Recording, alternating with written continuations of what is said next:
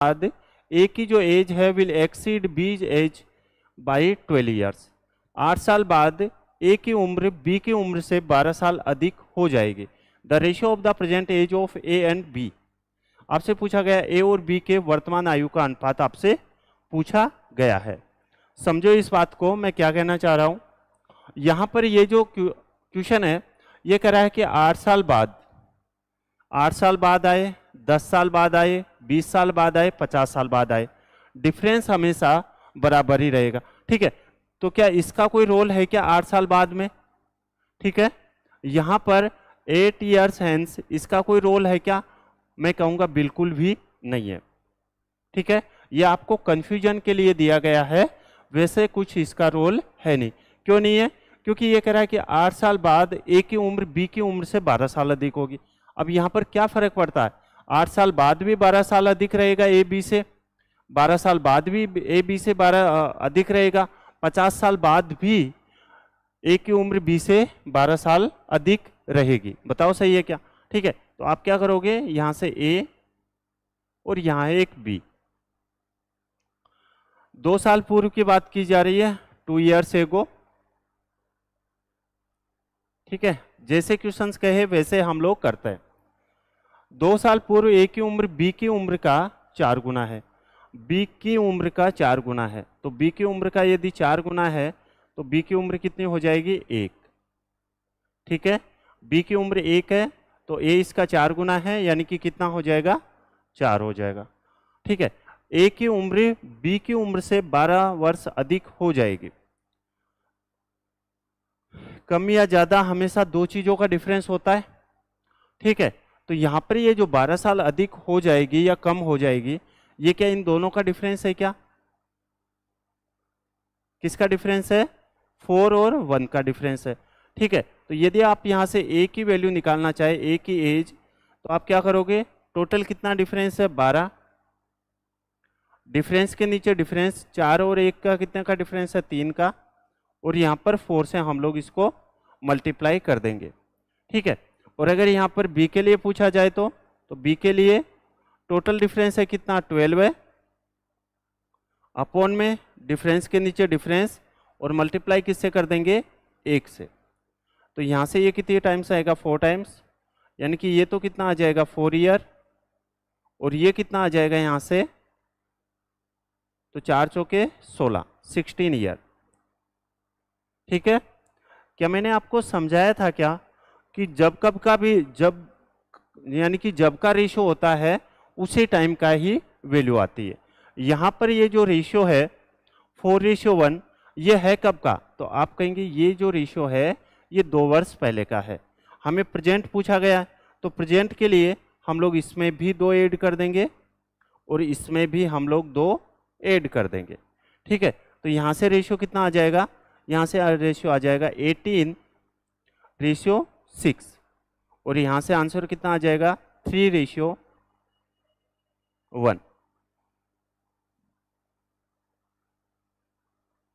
Option number B.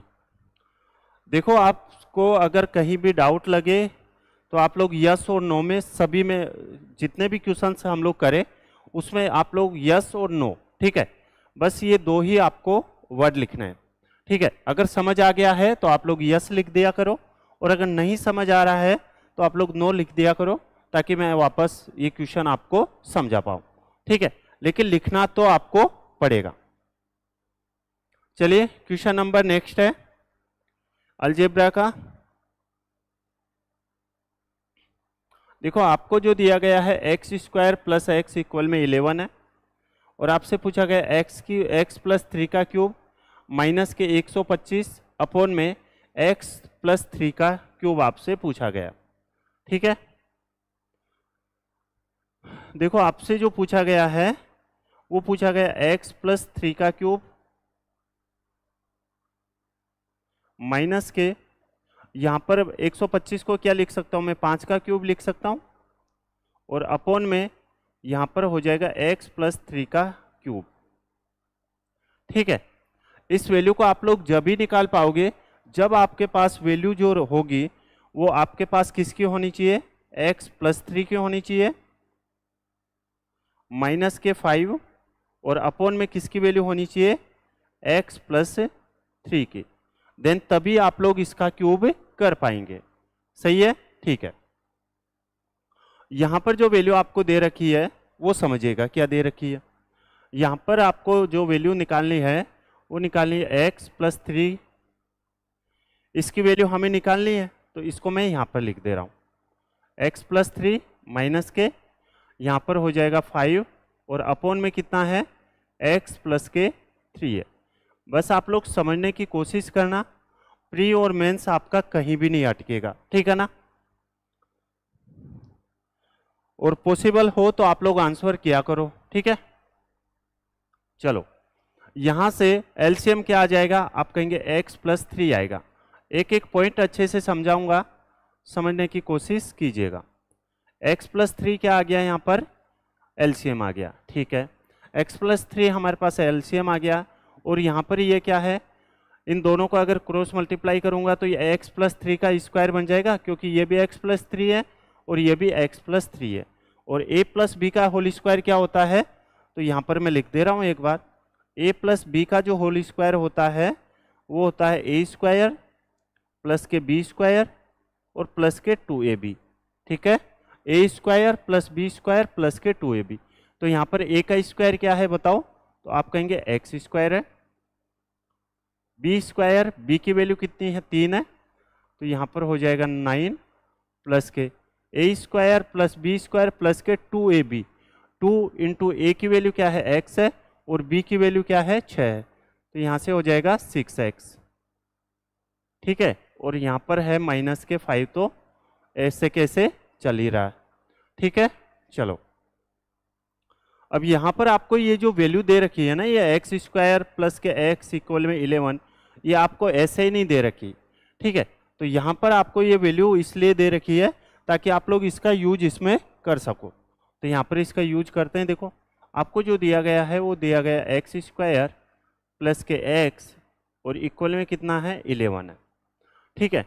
तो यदि मैं x स्क्वायर के वैल्यू क्या लिख सकता हूँ, तो आप कहेंगे x स्क्वायर की वैल्यू 11 और ये x प्लस का है, इधर जाके माइनस हो जाएगा, यानी कि ये हो जाएगा यहाँ पर x स्क्वायर की वैल्यू मैं क्या लिख सकता हूँ, 11 माइनस के x लिख सकता हूँ, ठीक है। तो यहाँ पर x स्क्वायर की वैल्यू क्या रख देंगे हम लोग, 11 माइनस के x रख देंगे। चलिए रख देते हैं। तो यहाँ पर x स्क्वायर की वैल्यू मैं 11 माइनस के x रख रहा हूँ, 11 माइनस के x प्लस के 9 प्लस के 6x और माइनस के 5 और अपॉन में क्या चल रहा है यहाँ पर, x प्लस 3 तो चल ही रहा है, ठीक है।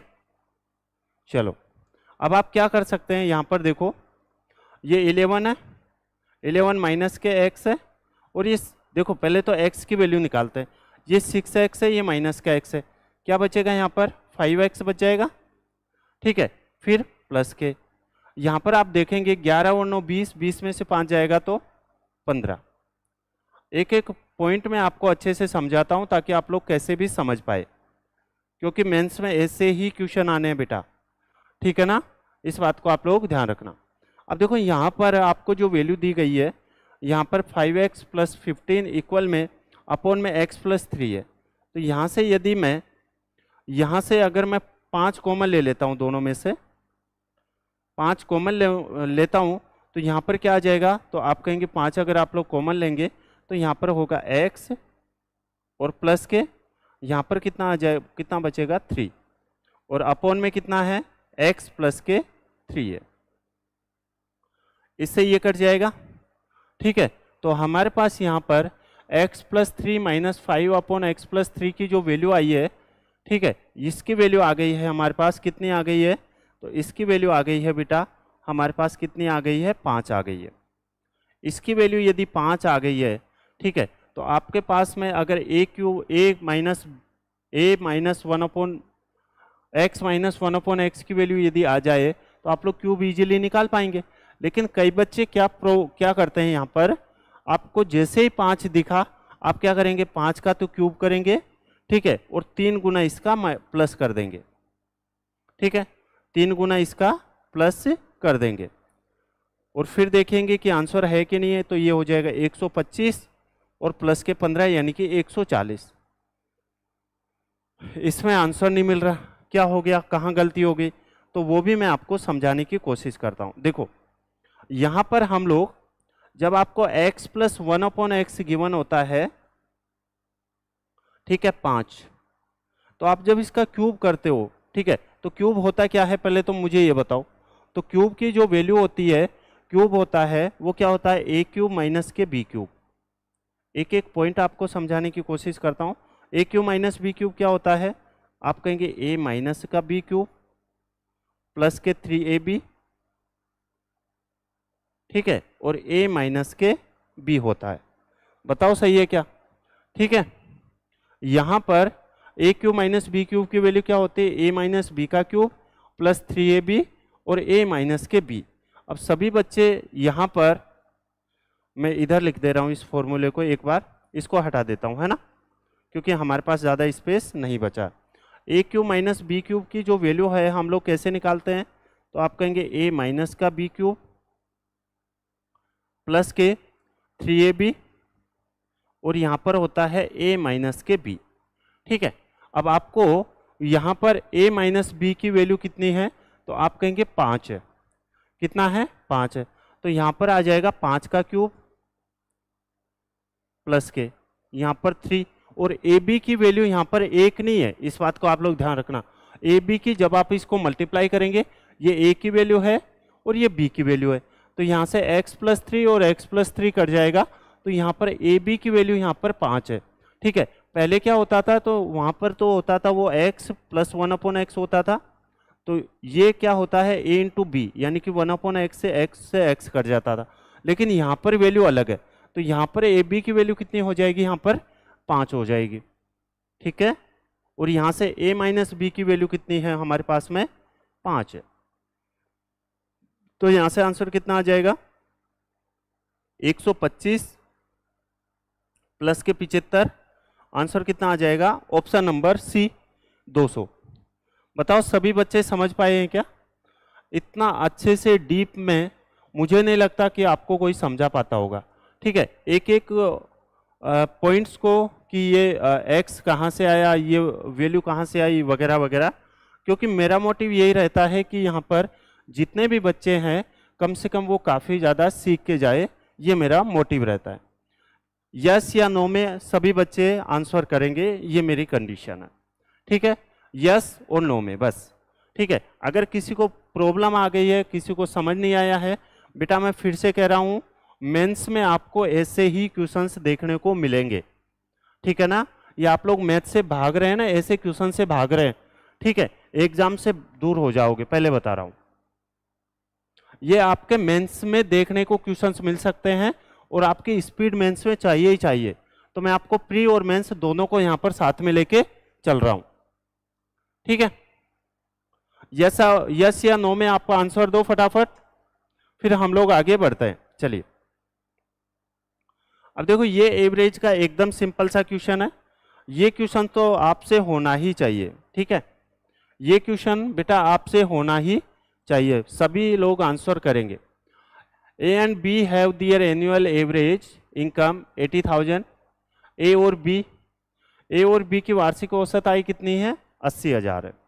चलिए यहाँ पर लिख लेते हैं, यहाँ पर ए प्लस के बी, और इन दोनों की जो एवरेज है आई है वो कितनी है, 80,000 है। अगर एक की 80,000 है तो दो की कितनी हो जाएगी बेटा, आप कहेंगे हाँ बिल्कुल ठीक है भाई, दो की कितनी हो जाएगी, 1,60,000। देखो आप लोग कमेंट किया करो, मैं आपको 100% यकीन के साथ कह सकता हूँ कि आपको इस क्लास से काफ़ी कुछ सीखने को मिलेगा और आपका एग्जाम क्रैक हो जाएगा। ठीक है ना, इतनी मैं गारंटी के साथ कह सकता हूँ, क्योंकि सभी टॉपिक्स लेके आता हूँ मैं और टाइप वाइज मैं आपके सामने पेश करता हूँ। ए प्लस बी कितना हो जाएगा देखो एवरेज है, अगर यहाँ पर बोलता ए बी और सी की वार्षिक आय, ठीक है, तो फिर हम लोग 3 से मल्टीप्लाई कर देते। यहाँ पर ए बी सी और डी की वार्षिक आय पूछता, ठीक है, यहाँ पर ऐसे बोलता कि ए बी सी और डी की औसत आय है 80,000, तो हम 4 से जितने लोग हैं साथ में हम लोग उससे मल्टीप्लाई कर देते हैं। यहाँ पर बी और सी की, चलिए यहाँ पर बी प्लस सी की, तो बी प्लस सी की औसत आय कितनी हो जाएगी? तो एक की अगर 75 है तो दो की आप कहेंगे 1,50,000। ठीक है, बस आप लोग हाँ और ना में, यस नो में आप लोग आंसर किया करो, और इसका तो आंसर अब तक आ जाना चाहिए। ठीक है, और यहाँ पर सी प्लस ए की जो एवरेज है सी प्लस ए का, ठीक है, ऐसे मत समझा करो कि यहाँ पर 78 है। ठीक है, तो 8 दूनी 16, और ये कितना हो जाएगा? इसका 78 का डबल कर लो तो ये हो जाएगा 1,56,000। ठीक है, 1,56,000 हो जाएगा। अब यहाँ से आप देखेंगे तो यहाँ पर देखो बेटा 2 टाइम्स तो ए आ रहा है। एक एक पॉइंट जहाँ पर आपको डाउट लगता है वो पॉइंट मैं आपको पकड़ता हूँ। तो यहाँ पर 2 टाइम्स ए आ रहा है, 2 टाइम्स से आप देखेंगे तो बी आ रहा है, और यहाँ पर 2 टाइम्स ही बेटा सी आ रहा है। तो मैं लिख सकता हूँ क्या कि 2 टाइम्स ए प्लस बी प्लस सी, और इक्वल में ये कितना हो जाएगा? 3 जीरो। ठीक है, और ये कितना हो जाएगा? 6, और यहाँ से 5 5 10, और 10 और 6 16। ठीक है, ये तो कितना आ जाएगा? 6 आ गया, 5 5 10 और 6 16। ठीक है, कैरी 1 है, और यहाँ पर 1 2 3, और ये हो जाएगा 4। बताओ सही है क्या? ठीक है, 4600। तो यहाँ से अगर 2 की वैल्यू ये है तो मुझे सभी बच्चे एक बात बताओ, यहाँ से a प्लस बी प्लस सी की जो एवरेज है वो कितना आ जाएगा? तो आप कहेंगे 2 3 3 और 000। क्या समझ पा रहे हैं सभी बच्चे? ठीक है, कितना आ जाएगा? 2 3 3 और ये 00। अब यहाँ से आपसे क्या पूछा गया है वो समझो, एक मिनट। यहाँ से आपसे जो पूछा गया है वो पूछा गया है ए की औसत आय। अब ए की औसत आय आपसे पूछा गया, यानी कि इसकी वैल्यू पूछी गई है। ठीक है, तो मैं यहाँ पर ये लिख सकता हूँ ए प्लस के, और यहाँ पर ए की तो पूछा गया, क्या मैं बी प्लस सी की, यहाँ पर बी प्लस सी की जो औसत आय है वो यहाँ पर लिख सकता हूँ क्या? आप बताओ। तो आप कहेंगे बिल्कुल लिख सकते हैं। यहाँ पर कितना आ जाएगा? बी प्लस सी की औसत आय कितनी है? 1,50,000 है। ठीक है, ये भी ए प्लस बी प्लस सी की औसत आई है, और ये भी ए प्लस बी प्लस सी की औसत आई है।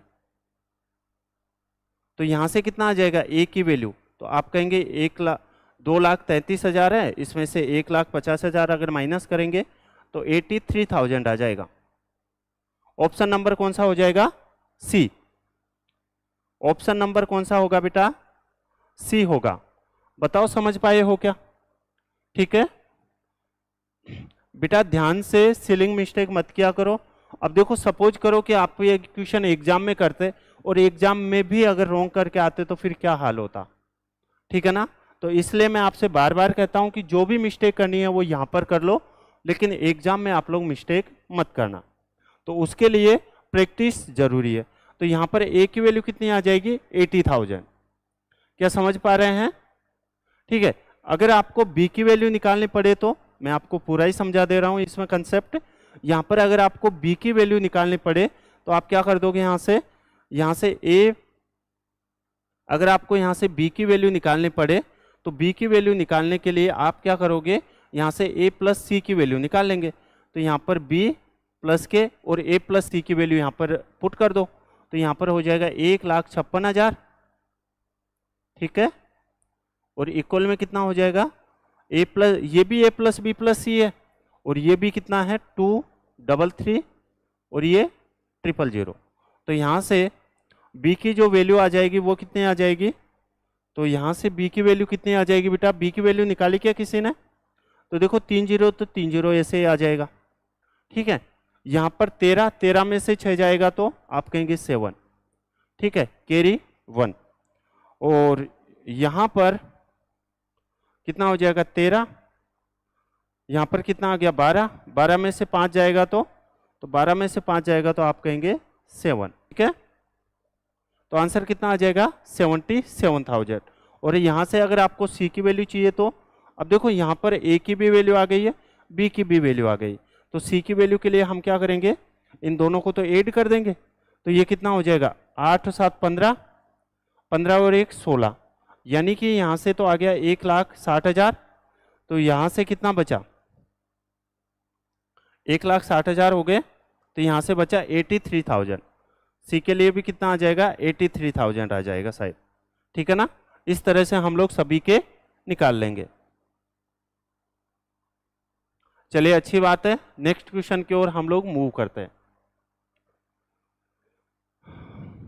अब देखो ये मैं आपको कोऑर्डिनेट ज्योमेट्री भी डेली क्वेश्चंस लेके आता हूं, ऐसा नहीं है कि सिर्फ और सिर्फ आसान आसान क्वेश्चंस, ऐसा बिल्कुल भी नहीं है, ठीक है। आपको दिया गया what is the slope of line.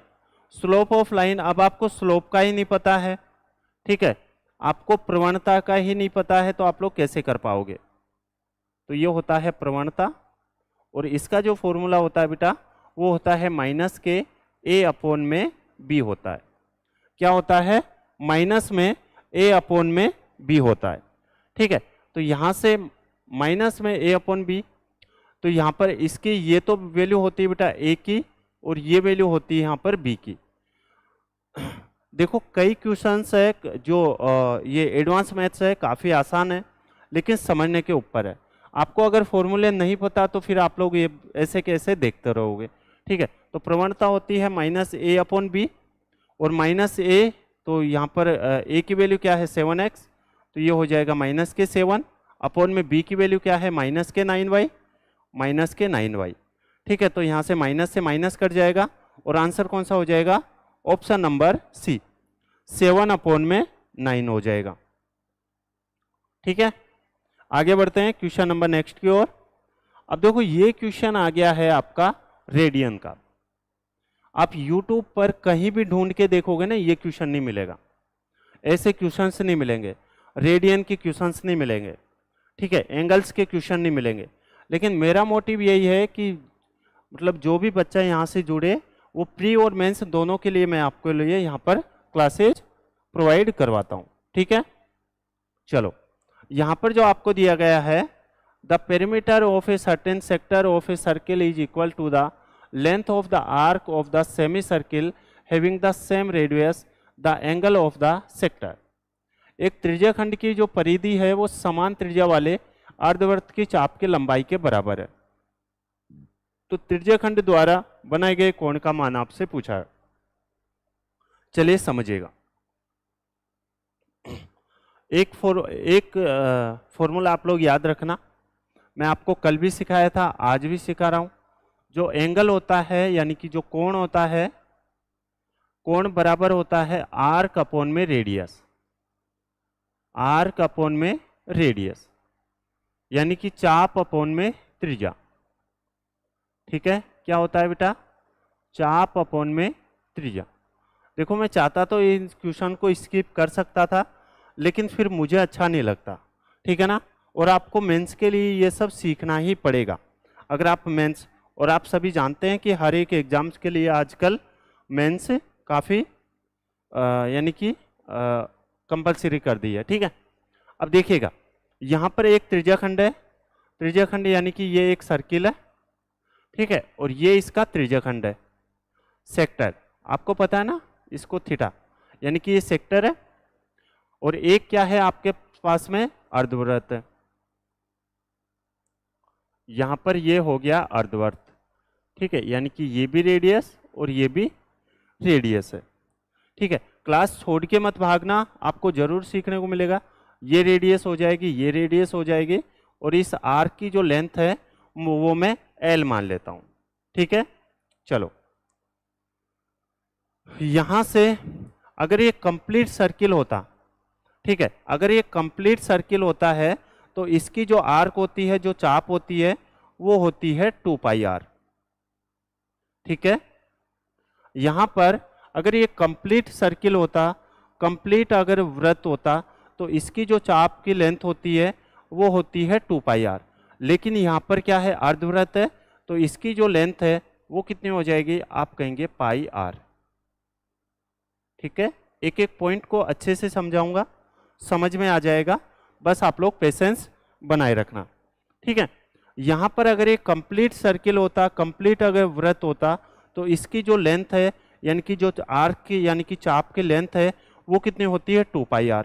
लेकिन ये अर्धवृत्त है, तो अर्धवृत्त है तो हम लोग डिवाइड कर देंगे 2 से, तो ये 2 से 2 हट जाएगा, तो यहाँ पर इसकी जो लेंथ है अर्धवृत्त की ये आ जाएगी पाई और आर। बताओ समझ पाए हैं क्या? ठीक है, और आप सभी जानते हैं जो पेरीमीटर होता है, परिमाप होता है, वो साइड्स का सम होता है। ठीक है, जो पेरीमीटर होता है, जो परिमाप होता है, वो होता है साइड्स का सम। तो साइड्स का सम कौन सा है? ये आर और ये एल। तो यहां पर मैं लिख सकता हूं क्या कि 2r और प्लस के एल। बताओ लिख सकता हूं क्या? यहां तक किसी को कुछ भी डाउट है तो आप लोग पूछो। यहां पर कुछ नहीं किया मैंने, सिर्फ और सिर्फ आप सभी जानते होंगे जो पेरीमीटर होता है वो साइड्स का सम होता है। ठीक है, भुजाओं का योग होता है। तो यहाँ पर एक भुजा कितनी थी बेटा? आर थी, ये आर थी और ये एल है। यहाँ पर अगर ये कंप्लीट सर्किल होता तो इसकी जो लेंथ है, आर की लेंथ है, वो 2πr होता, लेकिन ये अर्धवृत्त है तो यहाँ पर हो जाएगा πr। यहाँ तक किसी को कोई डाउट है?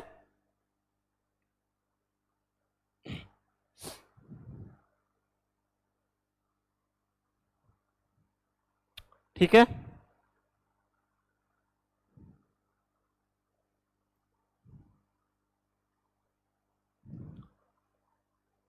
यहां पर हो जाएगा चाप या फिर आर्क। आर्क बराबर कितना हो जाएगा? पाई आर हो जाएगा। किसी को कोई डाउट है क्या? एक बार मैं कमेंट देख ले रहा हूं।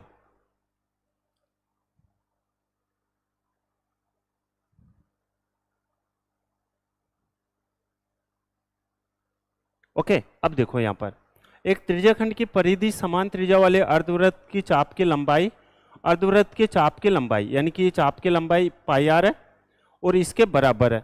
यानी कि ये कह रहा है कि ये दोनों बराबर है। ये दोनों यदि बराबर है तो मैं ऐसे लिख सकता हूं क्या कि 2r प्लस के एल और इक्वल में क्या हो जाएगा? पाई और आर हो जाएगा। बताओ सही है क्या?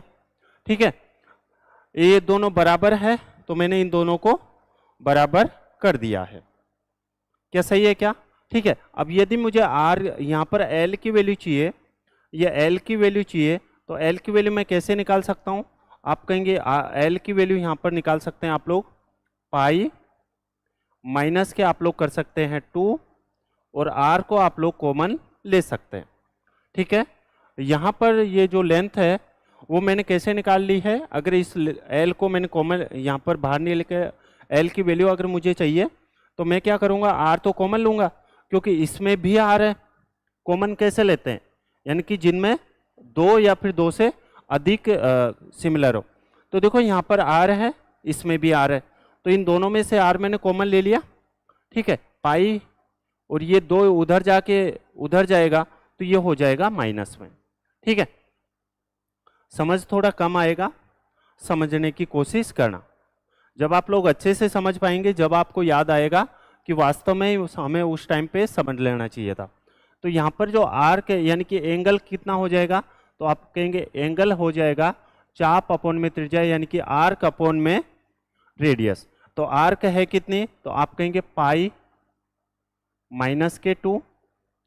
ठीक है, पाई माइनस के 2 और ये आर तो है ही, ये तो आर की लेंथ है। ठीक है, और रेडियस कितनी है? आप कहेंगे आर। तो यहाँ से ये जो एंगल आया है वो कितना आया है? तो आप कहेंगे एंगल या फिर कोण जो आया है वो आया है पाई माइनस के 2। यहाँ पर जो एंगल आया है या फिर जो कोण आया है वो कितना आ गया है बेटा? पाई माइनस के 2 आ गया है। कितना आ गया है? पाई माइनस के 2 आ गया है। ठीक है, पाई माइनस के 2 आ गया है। तो पाई की वैल्यू होती कितनी है? आप कहेंगे 22/7 होती है एक एक पॉइंट को। ठीक है, और माइनस के 2, तो यहां से कितना आ जाएगा? आप कहेंगे 7 दूनी 14 और 22 में से 14 जाएगा तो ये हो जाएगा 8/7। अब ये जो 8/7 आई है ये आया है बेटा रेडियन में।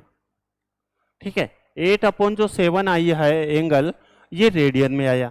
तो रेडियन में आया है, हमें डिग्री में चाहिए, तो डिग्री के लिए हम क्या करेंगे, इसको यहाँ पर 8 अपॉन में 7 और मल्टीप्लाई किससे कर देंगे, 180 अपॉन में पाई से, 180 और अपॉन में पाई, ठीक है। या फिर पाई की वैल्यू आप लोग डायरेक्ट लिख लो, तो ये पाई की वैल्यू होती है, वो होती है 22/7 होती है, ठीक है। यहाँ से 7 से 7 कट जाएगा, यहाँ पर 2 से काट दो तो 4 टाइम्स और यहाँ से 11 टाइम्स, तो 18 चौके 72 बटे, यानी कि ये हो जाएगा 720/11 डिग्री। मुझे उम्मीद है सभी बच्चों को समझ नहीं आया, लेकिन 1 से 2 बार देखना, क्योंकि मेंस के लिए आपको सीखना ही पड़ेगा ये, ठीक है ना। और जब रेगुलर क्लासेज लेंगे ना, मैं आपको ये डिग्री के डेली क्वेश्चंस करवा रहा हूँ, ये थोड़ा हमारा टाइप आगे बढ़ चुका है, ठीक है। इस वजह से थोड़ा आपको हो सकता है थोड़ा कम समझ आए, लेकिन ये आपको समझना जरूरी है, ठीक है ना। मेरा मोटिव यही है कि आपको एग्जाम के पॉइंट ऑफ व्यू से जो आपका सिलेबस है उससे आपको 200% सिलेबस कंप्लीट करवाना है, ठीक है। चलो अब देखो ये DI का आ गया है, सोल्व करो, आंसर दो। आपको दिया गया है in which of the given years is the percentage increase in the number of hotels in comparison to the previous years is the maximum. पिछले वर्ष की तुलना में दिए गए वर्ष में होटलों की संख्या में वृद्धि किस में हुई, यह आपसे पूछा गया, ठीक है। इसको तो आप लोग सोल्व कर ही पाएंगे।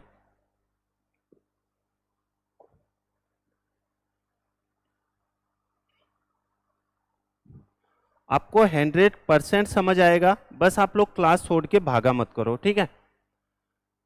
और इतना तो ट्रस्ट कर ही सकते हैं, जब कोई बंदा बिना किसी ऑफ के फेस्टिवल पर भी ऑफ नहीं कर रहा, संडे को भी ऑफ नहीं कर रहा, ठीक है, तो उसकी वैल्यू आप समझो कि यानी कि वो इस क्लास के प्रति कितना डेडिकेटेड है, ठीक है। बेटा एक काम होता है जबरदस्ती करना और एक काम होता है जबरदस्त करना, मात्रा का फर्क है लेकिन काफी डिफरेंस है। जितना जल्दी हो समझ जाएंगे अच्छी बात है। तो आप किसी भी काम को जबरदस्ती नहीं, जबरदस्त करने की कोशिश किया करो।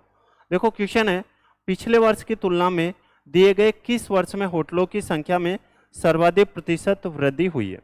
चलिए 2001 में देख लेते हैं, पहले ऑप्शन से ही हम लोग चेक करेंगे, ये नहीं कि पहले 2000 को चेक कर रहे हैं, फिर 2001 को, 2002 को, 3 को, 4 को, 5 को, जितना ऑप्शन है हम लोग उसी से ही चेक करेंगे, ठीक है। चलो यहां पर 2000 को देखते हैं, तो ये 2001 है और ये 2000 है, ठीक है। ये पिछले वर्ष की तुलना में, यानी कि 2000 से 2001 में क्या कंपैरिजन हुआ है, तो 2000 से 2001 में जो कंपैरिजन हुआ है वो है, यानी कि ये 410 है और ये 440 है।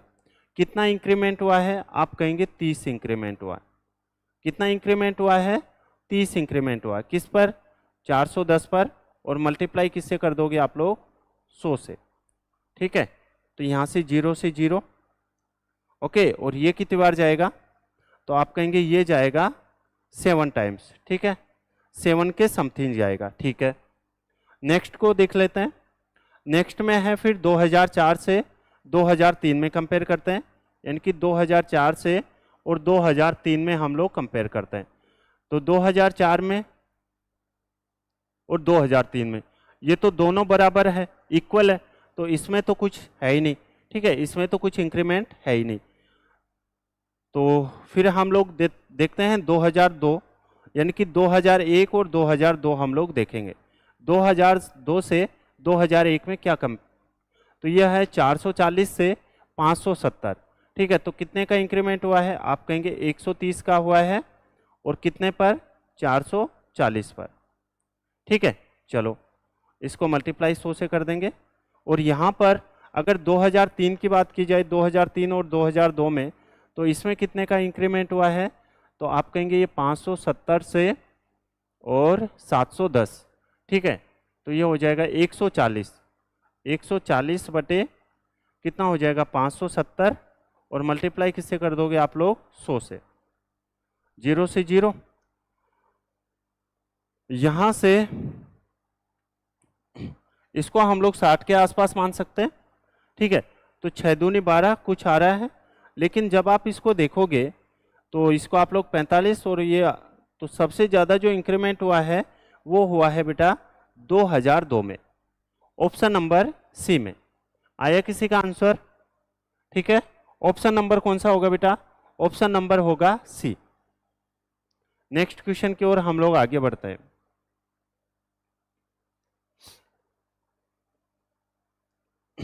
देखो क्वेश्चंस तो हम लोग कर ही लेंगे, लेकिन उससे पहले मैं आपको फॉर्मूले रिवाइज करवा देता हूं। जो डिस्टेंस होता है वो होता है बेटा स्पीड इनटू टाइम। ठीक है, जो डिस्टेंस होता है यानी कि जो दूरी होती है वो होती है चाल गुना समय। ठीक है, अगर यहाँ से स्पीड निकालनी हो तो हम क्या कर देंगे, डिस्टेंस में टाइम का भाग देंगे, और अगर हमें टाइम चाहिए तो टाइम के लिए डिस्टेंस में किसके भाग देंगे, स्पीड का। ओके, और जो रिलेटिव स्पीड होती है इसका क्या कंसेप्ट होता है? तो रिलेटिव स्पीड का जो कंसेप्ट होता है बेटा, अगर सेम डायरेक्शन में जा रही है, ठीक है, रिलेटिव स्पीड यानी कि दो गाड़ियां, दो ट्रेन सेम डायरेक्शन में जा रही है, तो उस कंडीशन में रिलेटिव स्पीड हम लोग माइनस करते हैं। लेकिन यदि कोई इधर जा रही है और कोई इधर से इधर आ रही है, उस कंडीशन में रिलेटिव स्पीड को हम लोग प्लस करते हैं। ठीक है, चलो अब देखते हैं क्वेश्चन। ये फॉर्मूले इतने ही काम आएंगे आपके। क्वेश्चन है, the distance between two cities M and N is 569 kilometre. दो शहर एम और एन के मध्य की जो दूरी है वो 569 किलोमीटर है। जैसे जैसे क्वेश्चंस कहे वैसे वैसे हम लोग करने की कोशिश करते हैं। इन दोनों के जो बीच की डिस्टेंस है वो है 569 किलोमीटर है। ठीक है, ये यहाँ से m है और ये एक n है। ठीक है, a train start from city m at AM and travels towards city n at the rate of 53 kilometre per hour. Another train starts from city N at 9 AM and travels towards city M at the rate of 76 kilometre per our. At what time will the trains meet? आपको दिया गया है रेलगाड़ी, एक रेलगाड़ी शहर M से 8 बजे सुबह। ये जो रेलगाड़ी M है ये सुबह 8 बजे चलती है। ठीक है, 8 AM पर 8 AM पर चलती है एन की ओर, और इसकी जो स्पीड है वो कितनी है, 53 किलोमीटर प्रति घंटे। 53 किलोमीटर प्रति घंटे इसकी स्पीड है, और ये इधर जा रही है। ठीक है, चलो कोई दिक्कत है नहीं। यहाँ पर जो सेकंड रेलगाड़ी है तथा दूसरी रेलगाड़ी एन से 9 बजे, जो दूसरी रेलगाड़ी है वो कितने बजे, 9 बजे, यानी कि 9 AM पर। ओके, और जो इसकी स्पीड है, इसकी स्पीड है वो कितनी है, 76 किलोमीटर पर आवर। ओके, और ये जो n है ये इधर m की ओर आ रही है, यानी कि ये इन दोनों की जो डिस्टेंस है वो क्या है, इन दोनों की जो स्पीड है ये जो एक दूसरे को, वो ये अपोजिट स्पीड है। ठीक है, इस बात का आप लोग ध्यान रखना, यानी कि ये n m की ओर आ रहा है और m n की ओर जा रहा है। ठीक है, अब मैंने आपको हमेशा सिखाने की कोशिश करता हूँ, ठीक है, जब कभी भी चोर वाले क्वेश्चंस हो, रेलगाड़ी वाले हो, तो यानी कि हम लोग क्या करते हैं, जो ट्रेन होती है, यानी कि दो ट्रेन होती है, दोनों ट्रेनों को हम लोग सेम टाइम पे चलाने की कोशिश करते हैं। ठीक है, जो दोनों ट्रेन है उसको हम लोग सेम टाइम पे चलाएंगे। समझो इस कंसेप्ट को कैसे। ये कितने बजे चली है, 9 बजे। ये कितने बजे चली है, 8 बजे। तो मुझे सभी बच्चे एक बात बताओ, यहाँ पर ये क्या 9 बजे पहुँच जाएगी क्या? ठीक है, ये कितने बजे पहुँच जाएगी एम वाली ट्रेन? तो आप कहेंगे ये एम वाली ट्रेन यहाँ पर पहुँच जाएगी 9 बजे। लेकिन यहाँ से एम, यहाँ से और यहाँ तक, यानी कि 8 से और 9 के बीच में क्या एम वाली ट्रेन 1 घंटे चल चुकी है क्या? बिल्कुल चल चुकी है। तो 1 घंटे चल चुकी है और कितने किलोमीटर चली है? तो आप कहेंगे 53 किलोमीटर चली है। ठीक है, कितनी डिस्टेंस कवर की है? 53 किलोमीटर डिस्टेंस कवर की है। टोटल जो डिस्टेंस है वो कितनी है, तो वो है 569 है। उसमें से 53 किलोमीटर डिस्टेंस इसने 1 घंटे में यानी कि एक्स्ट्रा चली है, तो इसको हम लोग माइनस कर देंगे। ठीक है, तो अब जो डिस्टेंस बची कितनी, आप कहेंगे 569 में से जब आप लोग 53 माइनस करोगे तो ये कितना बचेगा, 69 में से 53 माइनस करोगे तो ये 5, ठीक है, और ये कितना बच जाएगा 16, है ना। ठीक है, कितना बच जाएगा 516 किलोमीटर। अब देखो ये भी 9 बजे चल रही है 516 किलोमीटर की डिस्टेंस कवर करने के लिए, और ये भी कितने बजे चल रही है, 9 बजे चल रही है। तो यहाँ से जो डिस्टेंस है वो तो कितनी आ गई आपके पास में, 516 किलोमीटर। ठीक है, और यहाँ से जो स्पीड है वो मुझे सभी बताओ, रिलेटिव स्पीड जो है आप लोग प्लस करेंगे कि माइनस, अगर अपोजिट डायरेक्शन में जा रही है तो हम लोग प्लस कर देंगे। तो यहाँ से जो रिलेटिव स्पीड आ जाएगी वो कितने आ जाएगी, 53 प्लस के यहाँ पर 76, तो ये कितना हो जाएगा 7 5 12 यानी कि 129 किलोमीटर पर आवर। आपसे क्या पूछा गया है, टाइम पूछा है, तो टाइम के लिए हम लोग क्या कर देंगे, टाइम के लिए डिस्टेंस में स्पीड का भाग दे देंगे, यानी कि 516 बटे कितना हो जाएगा 129 हो जाएगा। ठीक है, ये कितनी बार कट रहा है, अगर मैं 4 से काटना चाहूँ, 9 चौकने 36, ठीक है, 12 चौकने 48 और 3 51, ये कितने टाइम्स कटेगा 4 टाइम्स। ये आ गया है 4 घंटे, यानी कि अगर ये ट्रेन 9 बजे चले और ये ट्रेन 9 बजे चले, ठीक है, तो ये कितने घंटे बाद आपस में मिल जाएंगे, तो आप कहेंगे ये जो ट्रेन है ये 4 घंटे बाद में मिल जाएगी। और मैंने आपको हमेशा सिखाने की कोशिश की है, जो भी टाइम आए हम लोग लास्ट वाले टाइम में हम लोग उसको ऐड कर देंगे। तो यहाँ पर कितना आ जाएगा 9 प्लस के 4, तो कितना आ जाएगा 13, यानी कि 1 PM। क्या सभी बच्चों का जो आंसर है वो क्या बी आया है क्या, कितना आ जाएगा, ऑप्शन नंबर बी। यस और नो में आप लोग आंसर दो।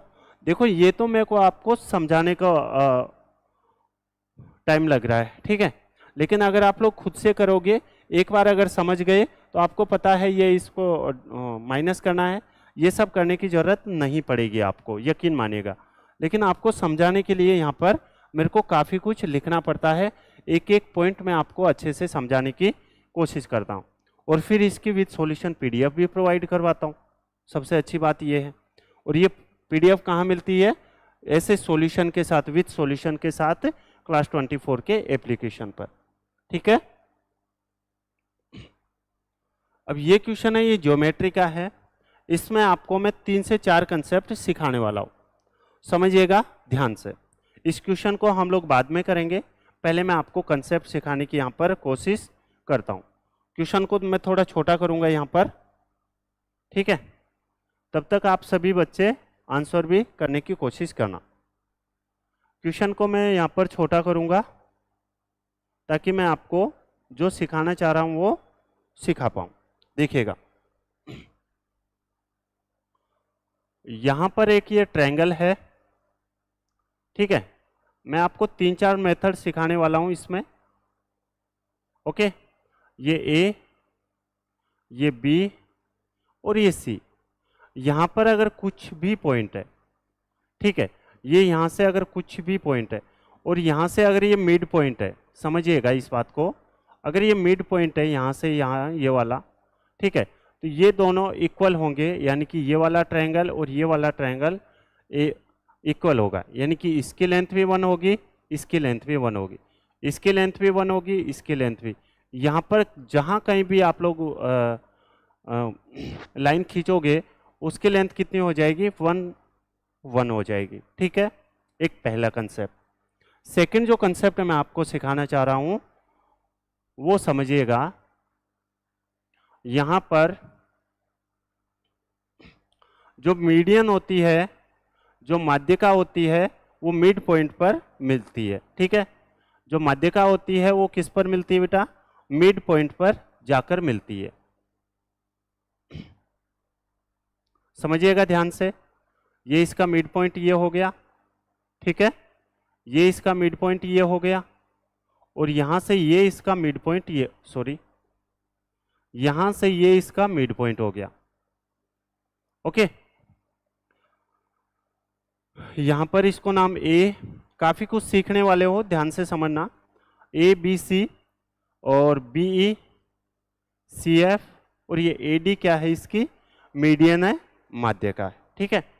और यहां से ये जो मीडियन जिस पॉइंट पर इंटरसेक्ट करती है, जिस पॉइंट पर आकर मिलती है तीनों, ठीक है, उसको हम लोग बोलते हैं ग्रेविटी सेंटर, गुरुत्व केंद्र, ठीक है। और जो गुरुत्व केंद्र है, ग्रेविटी सेंटर है, वो मीडियन को 2:1 में डिवाइड करता है।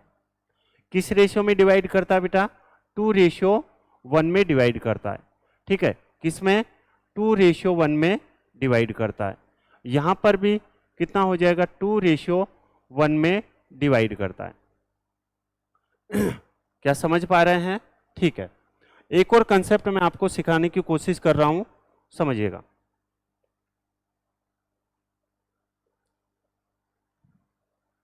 यहां पर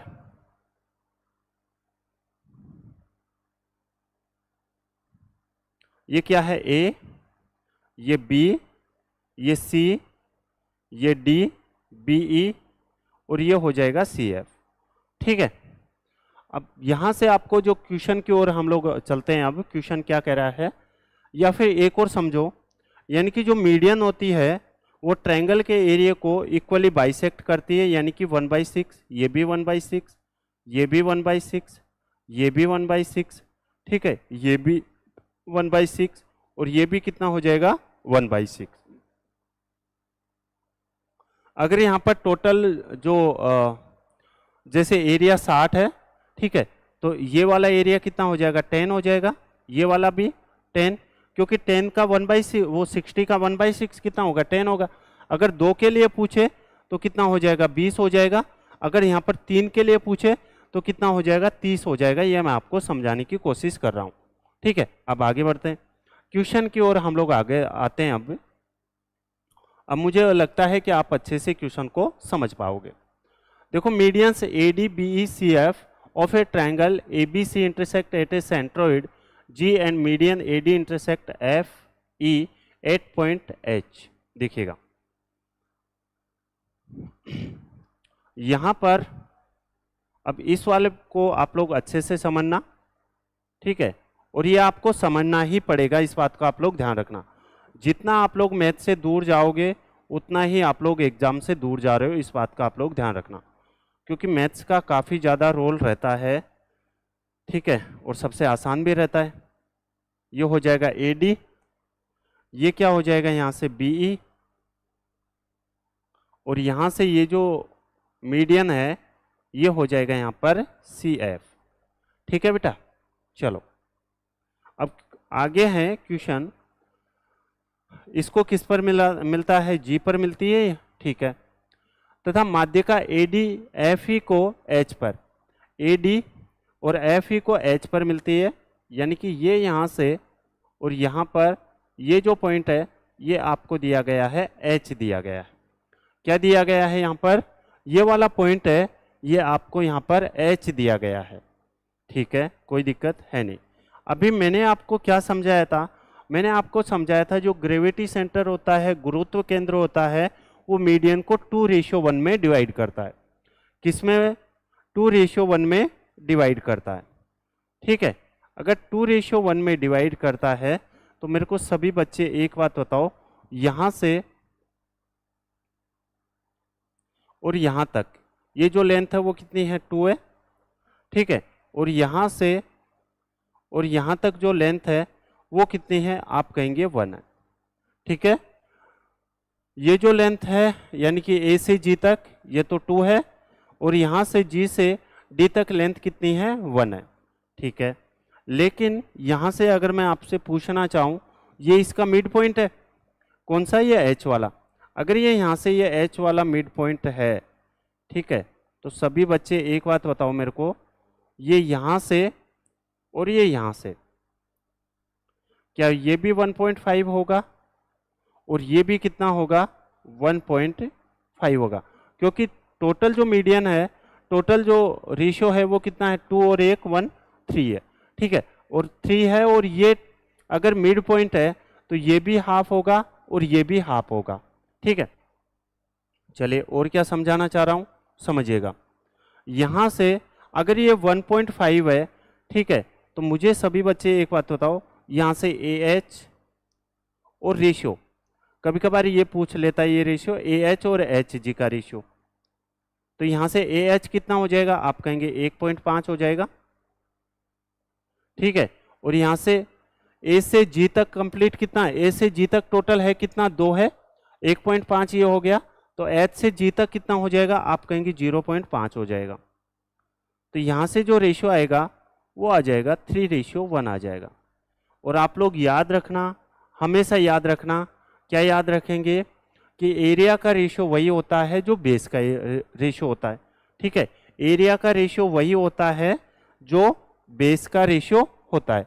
तो यहाँ पर जो आपको इस वाले ट्रायंगल्स की बात की जा रही कर रहा हूँ मैं, ठीक है, इस वाले ट्रायंगल्स की कौन सा है, ए एफ और जी, ठीक है, इसका रेशियो कितना आया है, तो आप कहेंगे इसका रेशियो आया है 3:1, 3:1 आया है, ठीक है।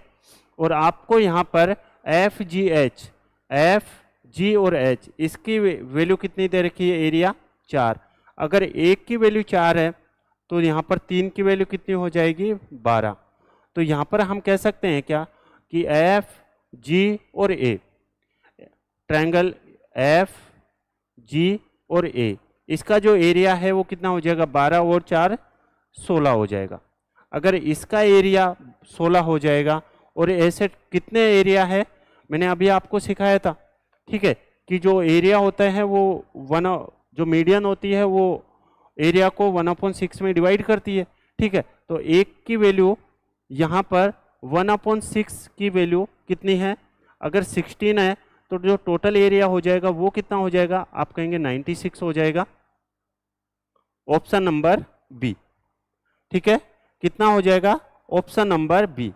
अब देखो मैंने पूरी कोशिश की है कि आपको पॉइंट, एक तो ये पॉइंट क्लियर किया मैंने, सेकंड ये वाला पॉइंट क्लियर किया, थर्ड ये वाला पॉइंट क्लियर किया, और फोर्थ ये वाला पॉइंट क्लियर किया है, ठीक है। और इससे क्वेश्चंस आते ही आते हैं, कभी कभार ए एच और एच जी का रेशियो पूछ लेता है, कई बच्चे नहीं कर पाते, कंफ्यूज होते हैं, ठीक है, तो वो भी मैंने आपको सिखाने की कोशिश की है। चलो आगे बढ़ते हैं। अब ये आ गया है आपका हाइट, स्टैंडर्ड, डिस्टेंस का, ठीक है, सोल्व करो। Let A and B two towers with the same base, ठीक है, from the mid point of the line joining their feet, the angles of the elevation of the tops of A and B are 30 degree and 45 degree respectively. The ratio of the height of A and B. Height and distance का एकदम आसान question है, समझो। देखो यहाँ पर आपको दिया गया है ए और बी समान आधार वाली दो मीनारें हैं, ठीक है, एक मीनार ये वाली ले लेता हूं मैं और एक मीनार ये वाली ले लेता हूं, दोनों बराबर है, ठीक है। एक जो एंगल ऑफ एलिवेशन बन रहा है दोनों मीनार के आधार के ठीक बीच मध्य में, यानी कि यहां पर कुछ एंगल बन रहा है, ठीक है, कितना बन रहा है, ए और बी के शीर्ष के उन्नयन कोण 30 डिग्री और 45 डिग्री। तो ये कह रखा है कि ए का जो एंगल है वो 30 डिग्री बन रहा है, ठीक है, और यहां से ये बी वाला जो एंगल है वो कितना बन रहा है, 45 डिग्री। यानी कि ये जो एंगल है ये 30 डिग्री है और ये तो 90 डिग्री है। कोई भी खंबा है, पोल है, ठीक है, टावर है, वो सभी किस पर, 90 डिग्री पर बनते हैं, इस बात को आप लोग ध्यान रखना, ठीक है। तो ये 30 डिग्री है तो ये कितना है, ये 45 डिग्री है, ये ऑलरेडी दे रखा है, ठीक है, और ये समान आधार है, तो यानी कि अगर ये लेंथ है x है तो ये भी लेंथ कितनी हो जाएगी, x हो जाएगी। चलिए कोई दिक्कत है नहीं। अगर ये 30 डिग्री ये 90 है तो ये कितना हो जाएगा, आप कहेंगे ये होगा 60 डिग्री, ठीक है, ये हो जाएगा यहां से 60 डिग्री, कोई दिक्कत है नहीं। अगर ये 45 है, ये 90 है, तो ये कितना हो जाएगा, आप कहेंगे 45 डिग्री। ओके, कंसेप्ट में तीनों ही समझाने की कोशिश करता हूं। एक होता है 30 डिग्री, एक होता है 45 डिग्री, और एक होता है यहां पर 60 डिग्री। ठीक है, कंसेप्ट तीनों ही समझिएगा। देखो, इसको आप लोग 30 डिग्री मान लो, इसको आप लोग 45 डिग्री मान लो, और इसको आप लोग कितना मान लोगे, 60 डिग्री। ये 90 डिग्री पर होता है, आपको पता होना चाहिए। अगर ये 30 डिग्री है और ये 90 है, तो ट्रायंगल्स के तीनों एंगल्स का सम कितना होता है, 180। ठीक है, कितना होता है, 180। तो अगर ये 30 है, ये 90 है, तो ये कितना होगा, 60 डिग्री। ठीक है, ये 90 है, ये 45 है, तो ये वाला एंगल कितना होगा, 45 डिग्री। और यहाँ पर ये 60 है, ये 90 है, तो ये वाला जो एंगल होगा वो कितना होगा, 30 डिग्री। ठीक है, अभी क्वेश्चन नहीं समझा रहा मैं। ठीक है, आपके कुछ बेसिक्स क्लियर करने की कोशिश कर रहा हूं। हमेशा ध्यान रखना, 30 डिग्री के पास वाली साइड हमेशा बड़ी होगी। ठीक है, 30 डिग्री के पास वाली साइड हमेशा बड़ी होगी। ठीक है, और उसको हम लोग कहते हैं √3x। अगर यहाँ पर 60 डिग्री के पास वाली साइड अगर x है, तो ये कितना हो जाएगा, √3x, और यहाँ पर ये हो जाएगा 90 डिग्री के सामने 2। ठीक है, यहाँ पर अगर ये 45 डिग्री है, तो अगर ये x है, तो ये भी x हो जाएगा, और ये कितना हो जाएगा, √2x। ठीक है, मैंने अभी आपको समझाया कि 30 डिग्री के पास वाली साइड हमेशा रट लो, कितनी होनी चाहिए, √3 होनी चाहिए। चलिए, यहाँ पर आ जाएगा √3 हो जाएगा। 60 डिग्री के पास वाली साइड x, तो ये √3x, और यहाँ पर हो जाएगा 2।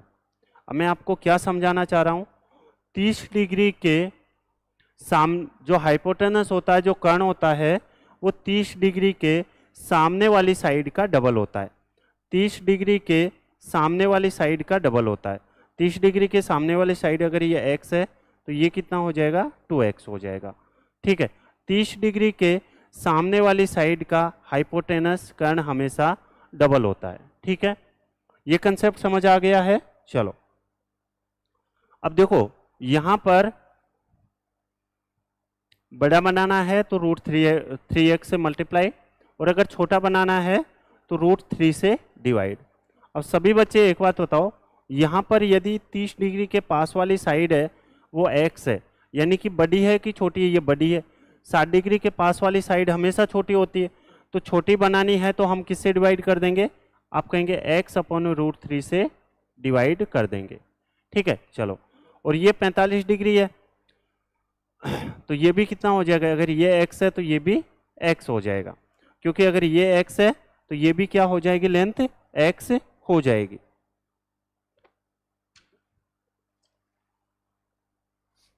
ठीक है, और ये दोनों लेंथ बराबर है, तो यहां पर कितना लिख सकता हूं मैं, यहां पर मैं लिख सकता हूं क्या, कि यहां पर हो जाएगा x√3, और रेशियो में कितना हो जाएगा, x। तो x है तो x कर जाएगा, और आंसर कितना आ जाएगा, 1:√3। और ऑप्शन नंबर कौन सा होगा, ऑप्शन नंबर होगा बी। इतना डीप में शायद ही कोई आपको समझा पाएगा। ठीक है, ये 30 डिग्री, 45 डिग्री, 60 डिग्री, और ये फिर ऐसे ये सब। नेक्स्ट क्वेश्चन की ओर हम लोग आगे बढ़ते हैं। देखो, अभी समझा के आया हूं, जो पेरीमीटर होता है, परिमाप होता है, वो साइड्स का सम होता है। ठीक है, चलो, what is the area of a triangle having perimeter 32 centimetre, one side 11 centimetre and difference of other two sides 5 centimetre. देखिएगा, ट्रायंगल्स की तीनों भुजाओं की जो लेंथ है वो ही क्या होता है, परिमाप होता है। तो यहाँ पर a + b + c, और इसका जो पेरीमीटर है वो आपको दे रखा है 32। कितना दे रखा है, 32 दे रखा है। ठीक है, यहां से एक भुजा है वो है 11, एक भुजा की लेंथ कितनी है, 11 centimetre.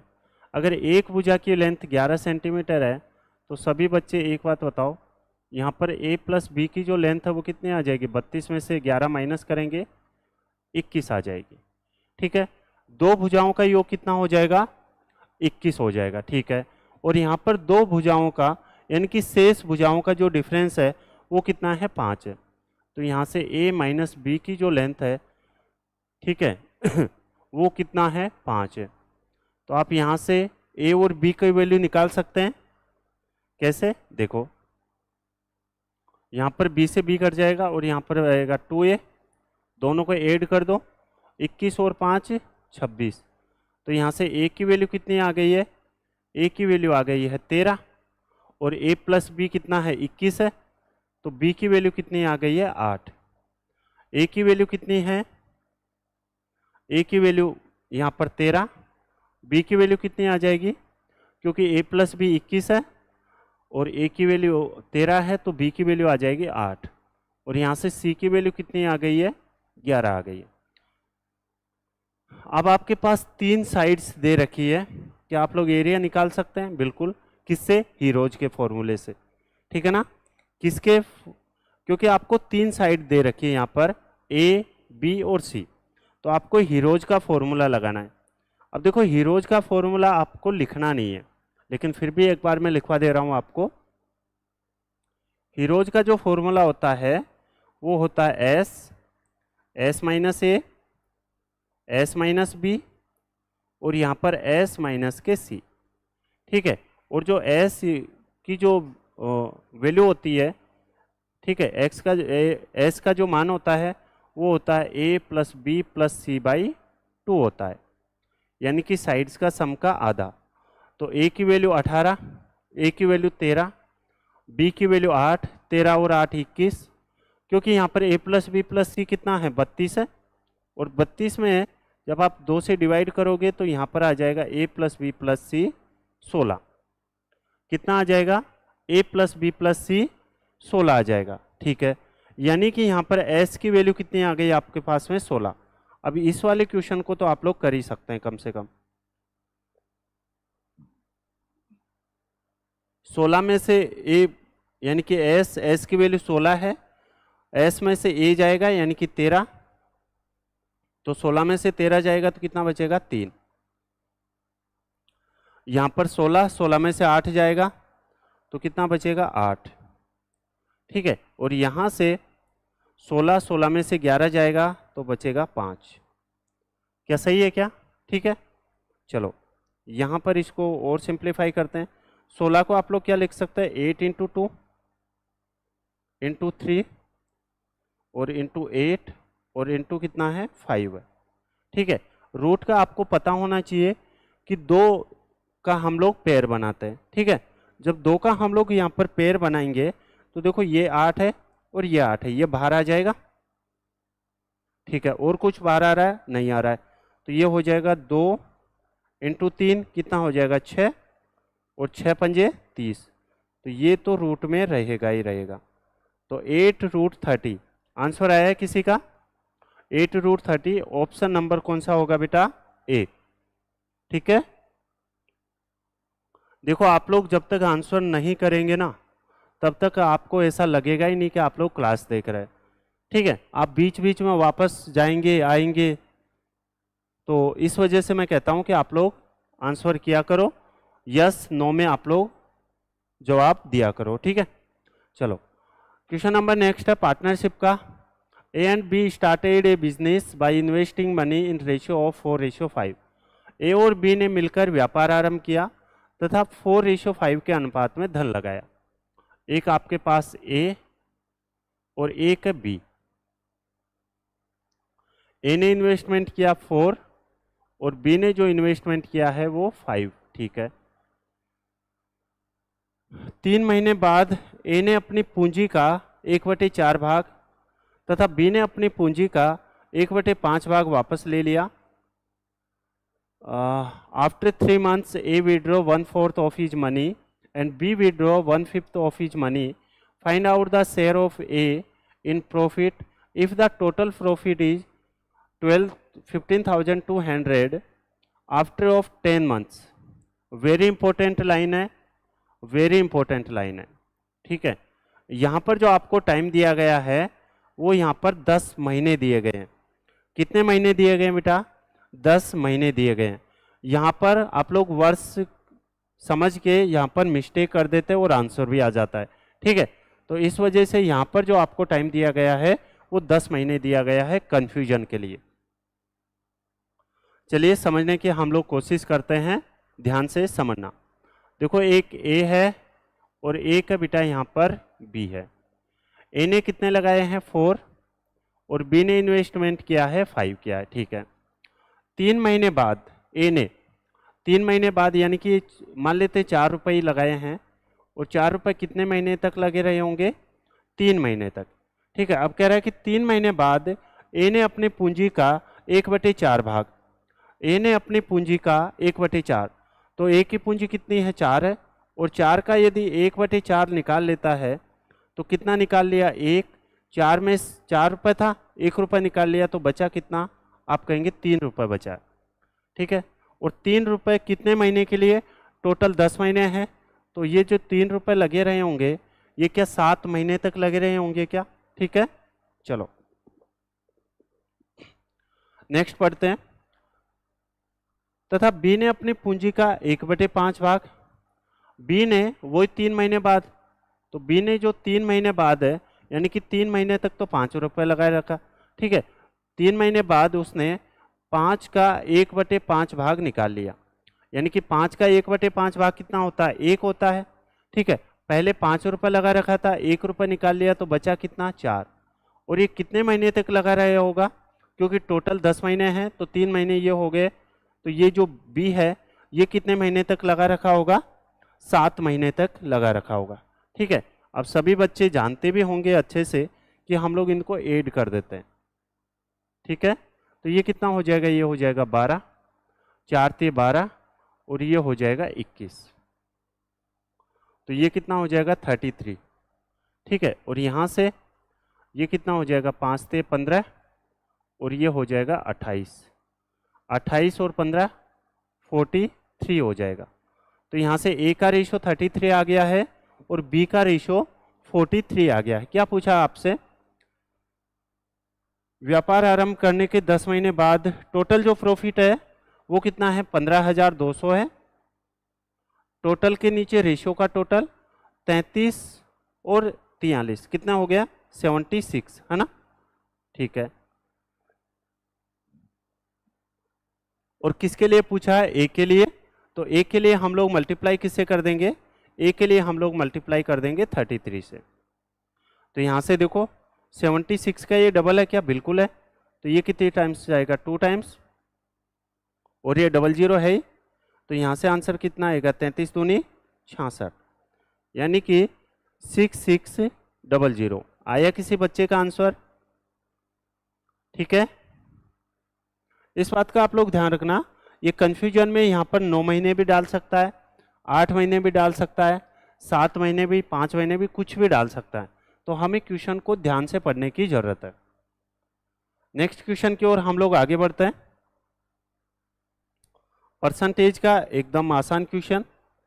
A rectangle portion of A airport runway was getting repaired for which an estimate was made on the basis of a rate R per square unit, but while doing the work, the length of the portion got increased by 10% and the breadth by 8%, ठीक है। Over and above this, there was an increase in the cost of the repair work to the extent of 15%. What was the overall percentage increase in the cost of repair over the estimate? ठीक है। एक हवाई जहाज अड्डे के runway के एक आयताकार भाग की मरम्मत की जा रही थी, ठीक है, जिसके लिए व्यय का आकलन रुपये प्रति वर्ग इकाई की दर से के आधार पर किया गया था, किंतु कार्य करते समय उस भाग की लंबाई 10% और चौड़ाई 8% बढ़ा दी गई। इसके अतिरिक्त मरम्मत कार्य की जो लागत में 15% की वृद्धि हो गई, ठीक है। पहले एक बात समझो, ठीक है, क्वेश्चन नहीं समझा रहा, ऐसे ही समझो। ये एक रेक्टेंगल है और ये एक दूसरा आयत है, रेक्टेंगल है, ठीक है। अभी मैं क्वेश्चन नहीं समझा रहा, ऐसे ही समझा रहा हूं। मान लीजिएगा पहले जो लेंथ थी वो 5 थी, 4 थी, और अब जो लेंथ हो गई है वो कितनी हो गई है, 5 हो गई है। पहले जो लंबाई थी वो 4 थी, अब जो लंबाई हो गई है वो 5 हो गई है। ठीक है, पहले जो चौड़ाई थी वो मान लीजिएगा कि 5 है, 5 थी, और अब जो चौड़ाई है वो कितनी हो गई है, 6 हो गई है। ठीक है, तो सबसे पहले मैं आपसे पूछना चाहता हूँ कि बता दिए एरिया क्या होगा।